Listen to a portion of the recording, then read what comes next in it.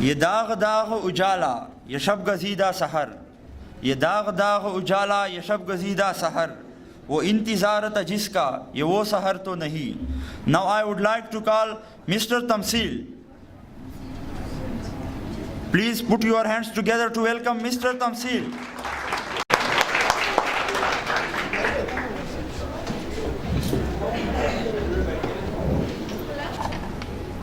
جناب صدر تقریب، معزز سامعین و حاضرین، السلام علیکم۔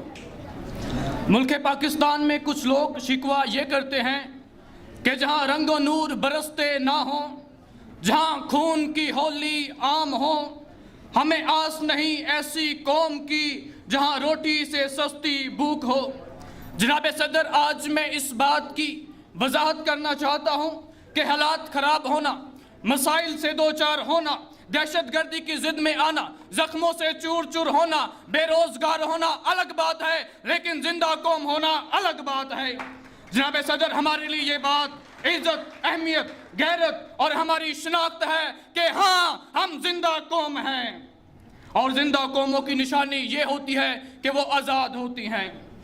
اب یہاں پر ہندو مندر میں جانے کے لیے، مسیحی چرچ میں جانے کے لیے اور مسلمان مسجد میں جانے کے لیے آزاد ہے۔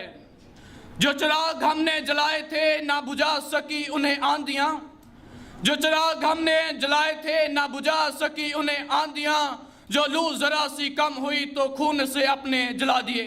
جناب صدر، ہم ابن رشدی ہی نہیں، ہم جابر ہیں، ہم کندی ہیں، ہم ابن خلدون طبری ہیں، ہم ابن سینا، ہم عبدالستار ایدی ہیں، ہم شاعری میں شرازی ہیں، ہم نغمہ گاری میں فردوسی ہیں، ہم کرکٹ میں افریدی ہیں، ہم خیان ہنی شاہ پور کے، ہم رومی کے مثنوی ہیں، ہم رقص بنے تو بلے شاہ، ہم ساز بنے تو شاہ لطیف، ہم عقل بنے تو شاہ لطیف۔ جب جنگ ہو تو دلہا دریا خان بنے، اور جب امن ہو تو اکبر کے نورتین بنے۔ جناب صدر، لگتا ہے ہم بھول گئے اپنے بزرگوں کی پرخلوص قیادت، ایمان، اتحاد اور عمل کو، کہ جب کہا جاتا تھا حق ہے ہمارا آزادی، ہم لے کے رہیں گے آزادی، تو کیسے نہ دے گا آزادی، تیرا باپ بھی دے گا آزادی۔